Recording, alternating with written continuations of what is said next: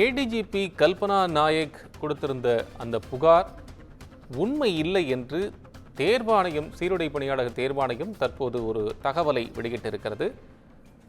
இந்த புகார் தொடர்பாக தான் அளித்த அதில் வெளிக்கொண்டு வந்த அதன் அடிப்படையிலேயே தன்னை கொல்ல சதி நடந்ததாக ஏடிஜிபி கல்பனா நாயக் டிஜிபியிடம் புகார் அளித்திருந்தார்.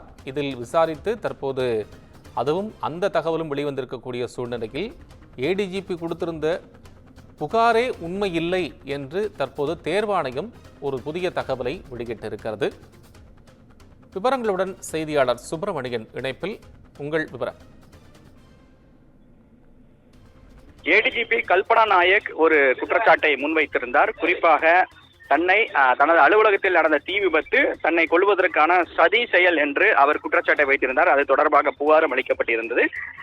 அந்த சதி செயல் தொடர்பான எந்த ஒரு தகவலும் இல்லை மட்டுமல்லாமல் அது திட்டமிட்ட சதி இல்லை என்பதும் விசாரணையில் தெரிய வந்திருப்பதாக டிஜிபி அலுவலக தரப்பிலிருந்து விளக்கம் அளிக்கப்பட்டிருந்தது.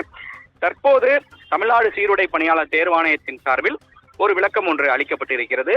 அந்த விளக்கத்தில் குறிப்பாக இந்த குற்றச்சாட்டுகள் அனைத்தும் உண்மை இல்லை என்று தெரிவிக்கப்பட்டிருக்கிறது.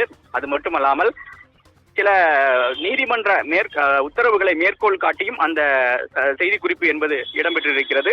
தமிழ்நாடு சீருடை பணியாளர் தேர்வாணையத்தில் கடந்த 2023ஆம் ஆண்டு, அதாவது மே மாதம் 5ஆம் தேதி மற்றும் 23ஆம் தேதிகளில் தீயணைப்பு மற்றும் மீட்பு பணி துறைகளுக்கான 750 துணை ஆய்வாளர்களுக்கான பணியிடங்கள் நடத்துவதற்கான அறிவிப்பு வெளியிடப்பட்டிருந்தது.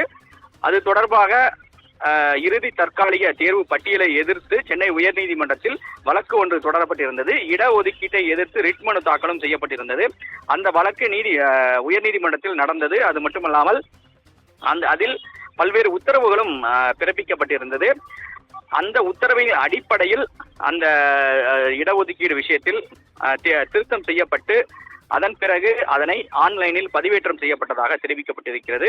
நீதிமன்ற வழிகாட்டலின் அடிப்படையில் தான் இந்த திருத்தங்கள் செய்யப்பட்டதாக அதில் சொல்லப்பட்டிருக்கிறது. அது மட்டுமல்லாமல் ஏடிஜிபி அளித்த பரிந்துரை முறையாக பரிசீலிக்கப்பட்டதாகவும், அது மட்டுமல்லாமல் அந்த பணிகளுக்கான ஆட்சேர்ப்பு தொடர்பான விவரங்கள் நீதிமன்ற உத்தரவின் அடிப்படையில் செயல்படுத்தப்பட்டதாகவும் தெரிவிக்கப்பட்டிருக்கிறது. ஆனால் ஏடிஜிபி கல்பனா நாயக் தெரிவித்திருந்த குற்றச்சாட்டுகள் அனைத்திலும் உண்மை இல்லை என்று தமிழ்நாடு சீருடை பணியாளர் தேர்வாணையத்தின் சார்பில் விளக்கம் அளிக்கப்பட்டிருக்கிறது.